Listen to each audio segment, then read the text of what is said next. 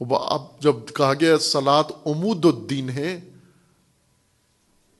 اور اس کو قائم کرنا ہے، ستون کی طرح قائم کرنا ہے، یہ ستون دین کھڑا کرنا ہے، قائم کرنا ہے، جس کے سہارے دین قائم ہو جائے گا، نظام دین قائم ہوگا. خود اس ستون کے اندر مرکزی نقطہ قیام کیا ہے؟ وہ ہے بندگی، عبدیت.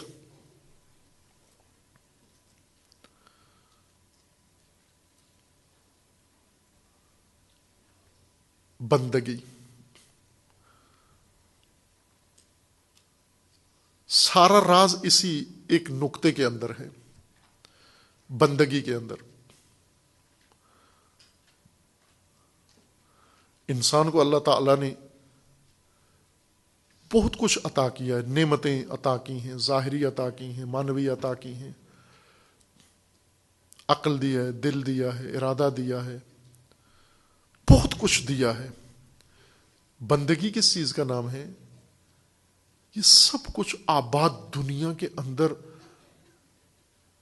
اپنے رب کے سامنے جا کر یہ اپنی حالت یہ بنائے، انسان عبد کی حالت بنائے. عبد یہ بات مفصل ہو چکی ہے پہلے ماہ مبارک رمضان کی تفسیری موضوعات میں، ظاہراً 2-3 سال کی مسلسل گفتگو ہے یہ عبدیت و الوہیت، اور پھر اس کے بعد اطاعت، جو موضوعات سابقہ سالوں میں ماہ مبارک رمضان میں قرآنی گزرے ہیں.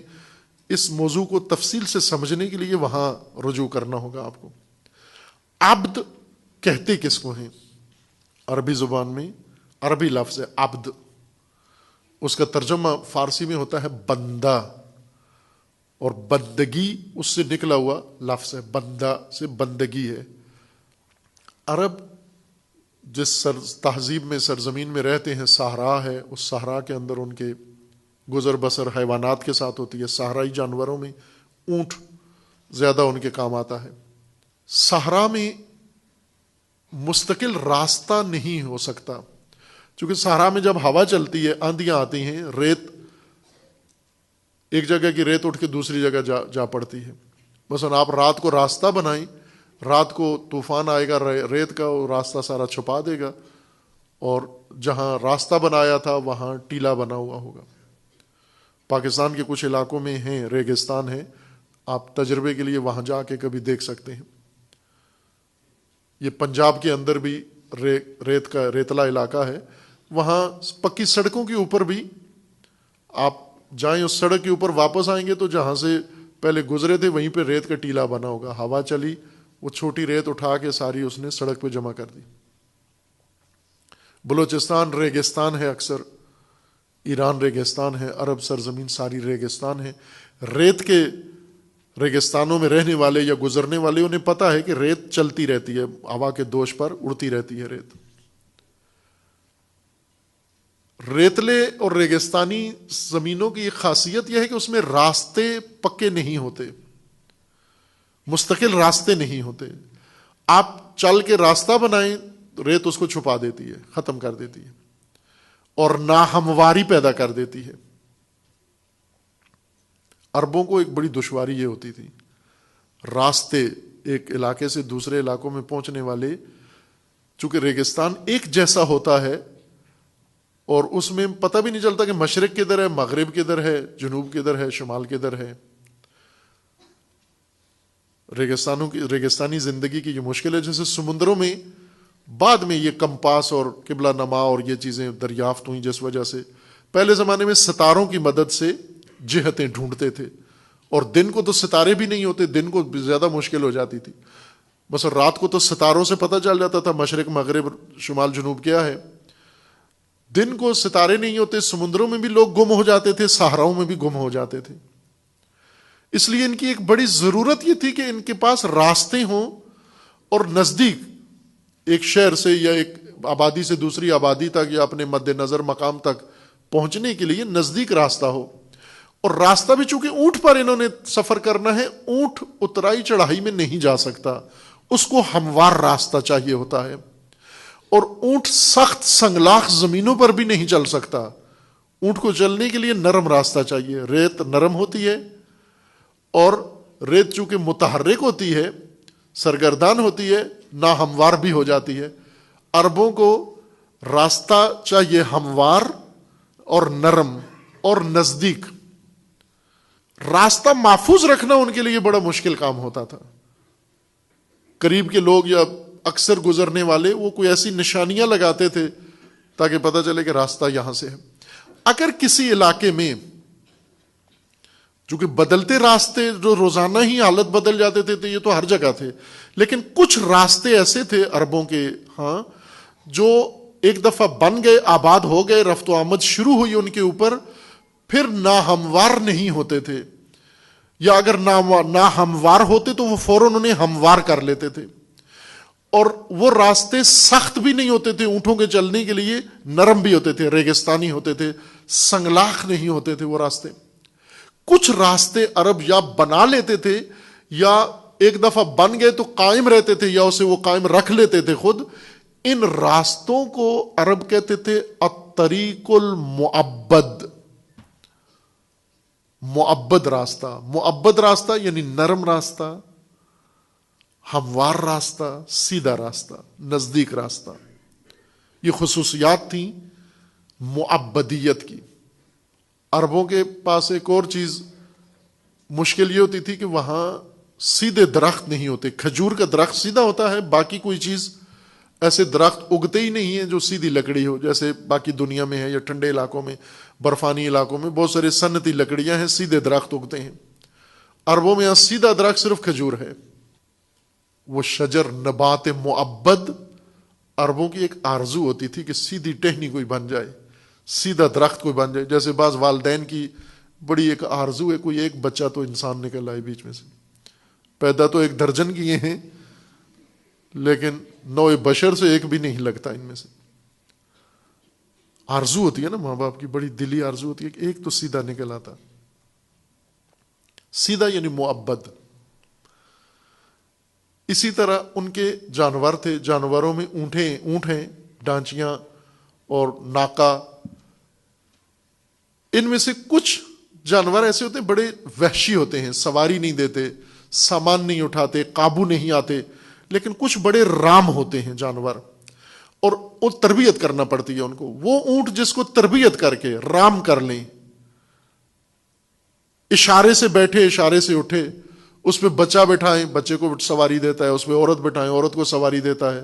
کچھ خاص اونٹ ہوتے ہیں، یہاں پاکستان میں بھی ہیں، کچھ اونٹ وحشی ہیں، وہ قابو میں نہیں آتے. جس جانور کو عرب تربیت کر کے رام کر لے، نرم کر لے، تسخیر کر لے، اور جو اس مالک کے اشاروں پر اٹھے بیٹھے، اس کو کہتے تھے جمل معبد یا ابل معبد. یہ رام شدہ ہے. یعنی اب اس کے اندر خوی حیوانی ختم ہو گئی، اس کے اندر وحشت ختم ہو گئی، جنگلی پن ختم ہو گیا. یہ مالک کے اشاروں پہ اٹھتا بیٹھتا ہے. اس کو کہتے تھے معبد. اسی سے اصطلاح بنی ہے انسان کے متعلق کہ انسان اگر یہ خصوصیات اس کے اندر آ جائے، سیدھا ہو جائے، رام ہو جائے، نرم ہو جائے، متصل ہو جائے، سیدھا ہو جائے، رام ہو جائے. کس کے سامنے رام ہو جائے؟ چونکہ انسان کے اندر خود اپنا بھی ارادہ ہے.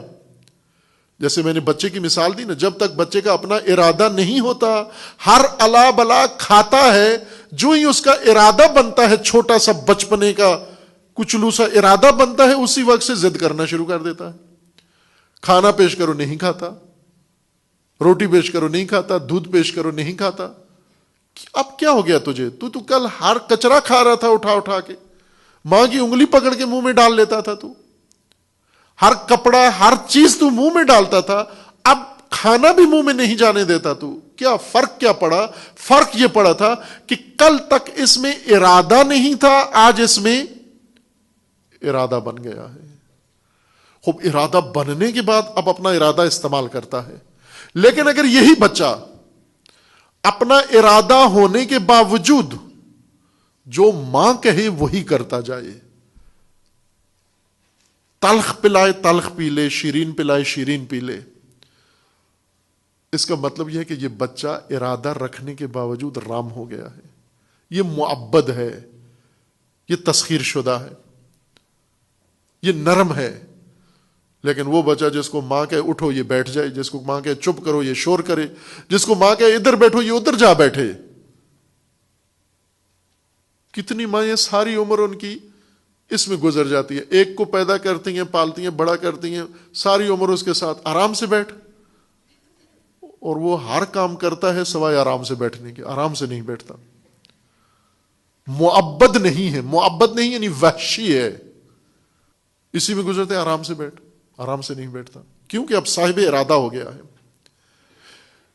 شتر، ناکا صاحب ارادہ نہیں ہے، صاحب غریزہ ہے، اس کو رام کرنا، معبد کرنا بہت آسان ہے۔ راستے ریت کے ہواؤں سے نہ ہموار ہونے والے راستوں کو ہموار کرنا، نرم کرنا آسان ہے۔ صحرائی درختوں میں جہاں سیدھی ٹہنی اگتی نہیں، باغبانی کر کے سیدھا درخت اگانا آسان ہے۔ لیکن ایک انسان جو صاحب ارادہ بھی ہو، جس کے اندر غریزے بھی ہوں، جس کے اندر ہوس بھی ہو، جس کے اندر خواہش بھی ہو، جس کے اندر غضب بھی ہو، جس کے اندر سب کچھ کرنے کی صلاحیت موجود ہو، اور اس کے باوجود یہ اپنے رب کے ارادے کے سامنے محض تسلیم ہو جائے، رام ہو جائے، اس طرح سے عمل کرے کہ گویا اس کا کوئی ارادہ ہی نہیں ہے، اس انسان کو کہتے ہیں عبد۔ عبادت کس کو کہتے ہیں؟ عبادت عبدیت کے اظہار کو کہتے ہیں۔ جیسے کچھ لوگوں کے پاس دولت ہے، ظاہر نہیں کرتے، بہت دولت ہے ان کے پاس، ظاہر نہیں کرتے۔ کچھ لوگوں کے پاس دولت جتنی ہے اتنی ظاہر کر دیتے ہیں، لباس قیمتی پہن لیں گے، گاڑی قیمتی لے لیں گے، گھر بڑا لے لیں گے، کروفر ایسی رکھ لیں گے، موبائل ایسا رکھ لیں گے۔ لیکن کچھ ایسے ہیں ان سے کہیں زیادہ امیر ہیں، اپنی دولت ظاہر نہیں کرتے، بالکل فقیرانہ حال بنا کے مفلسوں کی طرح رہتے ہیں، یا کنجوسی کی وجہ سے رہتے ہیں، یا کسی اور سبب کی وجہ سے اپنی دولت ظاہر نہیں کرتے۔ اسی طرح بندگی ہے، کچھ لوگ ہیں بندگی پہ پہنچے ہی نہیں ہیں، عبد نہیں ہیں۔ عبد کے مقابلے میں جو قرآن کریم نے انسان کی حالت رکھی ہے وہ ہے استکباریت، کبر، تکبر۔ انسان یا متکبر ہے یا عبد ہے، یا رام ہو گیا ہے یا نہ وحشی ہے۔ اپنا ارادہ ظاہر کرتا ہے اللہ کے سامنے، اپنی مرضی ظاہر کرتا ہے اللہ کے سامنے، اپنی خواہش ظاہر کرتا ہے اللہ کے سامنے، اظہار کرتا ہے، اپنے وجود کا اظہار کرتا ہے۔ یہ ہے متکبر، جو کبریا کے سامنے، اللہ کی ذات کبریا ہے، اللہ اکبر، انسان بار بار اقرار کرتا ہے اے پروردگار کبیر تو ہے، بڑا تو ہے، بڑائی فقط تیری ہے، اللہ فقط بڑا ہے۔ جب اللہ بڑا ہے تو پھر تو نہیں ہے بڑا، جب تو بڑا نہیں ہے تو پھر جو ہے وہ بن کے دکھا، وہ ہے عبد۔ اکبر کے سامنے، کبیر کے سامنے، کبریا کے سامنے تکبر نہیں ہوتا، اظہار وجود تکبر ہے۔ ہم تکبر کو سادہ سمجھتے ہیں، تکبر یہ ہے کہ دوسرے کو تذلیل کرنا، حقیر سمجھنا اور خود کہنا میں بہت بڑا ہوں۔ نہ، یہ تو بہت ہی بگڑا ہوا تکبر ہے۔ چھپا ہوا تکبر کیا ہے؟ اظہار وجود، اظہار انا، میں کا اظہار کرنا، ہم بھی ہیں۔ اللہ کے سامنے آ کر انسان اپنا اظہار وجود نہیں کرتا۔ نماز کس چیز کا نام ہوا؟ نماز اللہ کے سامنے حاضر ہو کر اپنے آپ کو کل عدم قرار دینا، اسی فنا کا نام، اے پروردگار میں نہیں ہوں۔ شروع کیسے ہوتی ہے نماز؟ تکبیرۃ الاحرام سے، اللہ اکبر، ہاتھ اٹھائیں، تکبیرہ کہہ کے ساتھ ہاتھ بھی اٹھائیں۔ وہ ہاتھ کیوں اٹھائیں؟ اللہ اکبر، کبریا فقط اللہ ہے، بزرگی فقط اللہ کی ہے، اکبر فقط خدا ہے۔ اور یہ میں نے ثابت کر دیا. کیوں؟ میں نے ہاتھ اٹھا لیے. دستبردار، رفع الیدین، اس کو عربی میں کہتے ہیں رفع الیدین، ہاتھ اٹھانا. فارسی میں اس کا ترجمہ کیا ہوتا ہے؟ اردو میں ترجمہ ہوتا ہے ہاتھ اٹھانا. فارسی میں کہتے ہیں دست بردار، ہاتھ اٹھا. رفع ید، دست برداری، ہاتھ اٹھانا، تینوں کا ایک ہی معنی ہے. ہاتھ اٹھا لیے. کس سے؟ ہر چیز سے. میرا تو کچھ بھی نہیں ہے، میں نے ہاتھ اٹھا لیا. میں کسی چیز کا مالک نہیں ہوں، میں تو عبد ہوں تیرا،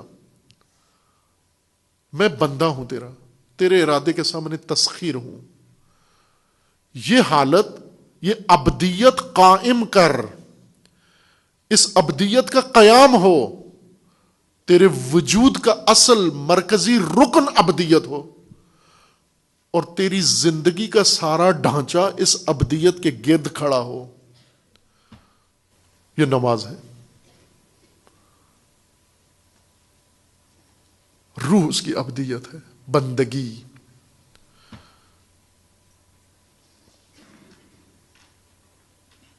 پھر ایک ایک کر کے نماز میں ہے نا کہ الصلاۃ معراج المؤمن، نماز تو معراج ہے، واقعاً معراج ہے نماز. جو انسان نماز میں حاضر ہوتا ہے اس کا معراج شروع ہے. معراج کس چیز کا نام ہے؟ سبحان الذی اسری بعبدہ لیلا من المسجد الحرام الی المسجد الاقصی الذی بارکنا حولہ. معراج کس چیز کا نام ہے؟ کہ ہم نے اپنے عبد کو سیر کروائی مسجد الحرام سے مسجد الاقصی، جس کا ارد گرد ماحول سارا مبارک ہے. کس لیے؟ لنوریہ ملکوت السماوات والارض، تاکہ ہم ملکوت دکھائیں اس کو، کائنات کا ملکوت. یہ معراج کا روح ہے، معراج کی روح ہے. انسان جب نماز میں عبد جب رب کے مقابلے میں جاتا ہے، سامنے جا کر کھڑا ہوتا ہے، عبادت کرتا ہے. عبادت یعنی عبدیت کا اظہار. اور عبد ہوتے ہوئے اگر عبدیت کا اظہار نہ کرے، یہ مستکبر ہے، یہ کبریا ہے، یہ متکبر ہے.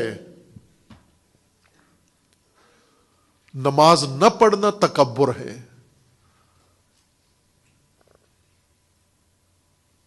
اور ہماری ساری مشکلات کا حل بندگی میں ہے، عبدیت میں ہے. اور ہماری تمام مشکلات کا راز تکبر میں ہے. یہ جو ہم خود ہیں، اس میں سب کچھ فتنہ ہے، فساد ہے. اس لیے جناب سیدہ فرماتی ہیں کہ اللہ تعالیٰ نے نماز کیوں مقرر کی؟ تاکہ تمہارے اندر سے تکبر کو ختم کر سکے. وَالصَّلَاةَ تَنزِيهًا لَكُمْ مِنَ الْكِبْرِ، نماز تکبر ختم کرنے کے لیے. نماز انسان کو معراج بندگی پہ لے جانے کے لیے ہے، اور اس کو قائم کرنا ہے. یعنی قیام بالعبدیت، قائم کرو، استوار کرو، نمایاں کرو. جب کوئی چیز قائم ہوتی ہے پھر وہ نظر بھی آتی ہے. آپ کہتے ہیں نا ہم نے پرچم قائم کر دیا ہے، ہم نے جھنڈا قائم کر دیا ہے. قائم چیز نظر آتی ہے، عبدیت نظر آئے آپ کی. قائم کرو اپنے وجود کے اندر، اقامت الصلاۃ کرو، اپنی مسجد کے اندر اقامت الصلاۃ کرو، اپنے ماحول کے اندر اقامت الصلاۃ کرو، اپنی امت کے اندر اقامت الصلاۃ کرو. اور قرآن کریم میں اللہ تعالیٰ کا فرمانا ہے، ہم نے جس کو بھی جو عطا کیا ہے اس کا پہلا فریضہ کیا ہے؟ اقامت الصلاۃ. اگر اقامت الصلاۃ نہیں کیا، یعنی بندگی کے ستون کے سہارے اس نے اظہار بندگی نہیں کیا، نظام بندگی نہیں بنا سکا، بندگی کے محور میں زندگی نہیں بنا سکا. اقامت الصلاۃ کا مطلب کیا ہوا؟ یعنی بندگی کی بنیاد پر، بندگی کے ستون پر قائم زندگی، بندگی کے ستون پر قائم امت، بندگی کے ستون پر قائم نظام، بندگی کے ستون پر قائم حکومت، بندگی کے ستون پر قائم مملکت. یہ اقامت الصلاۃ ہے، یہ ہے نماز کا قیام، بندگی کے ستون پر. ابھی تمہاری زندگیوں میں کیا ہے؟ تکبر. تمہاری زندگیاں ہیں لیکن تکبر، غرور، استکباریت. تمہاری زندگیاں تکبر کی بنیاد پر قائم، حتی تمہاری مسجدیں بھی تکبر کی بنیاد پر قائم، تمہاری جماعتیں بھی تکبر کی بنیاد پر قائم، تمہاری عبادتیں بھی تکبر کی بنیاد پر قائم. جہاں ہر چیز کی بنیاد تکبر ہو جائے، اظہار وجود ہو جائے، اظہار کبریائی ہو جائے، وہ تو بندگی نہیں ہے.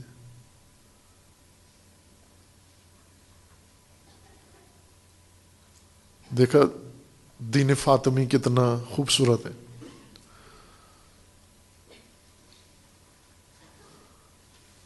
معلوم ہوا فاطمہ تو زہرا کا مقام اتنا کیوں عظیم ہے؟ فقط رسول اللہ کی بیٹی ہونے کی وجہ سے نہیں ہے.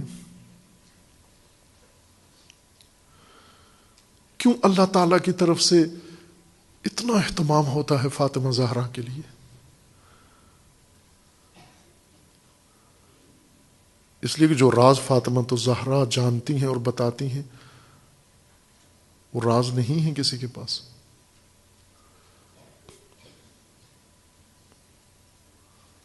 اللہ نے نماز بنائی ہے تنزیہا لکم من الکبر.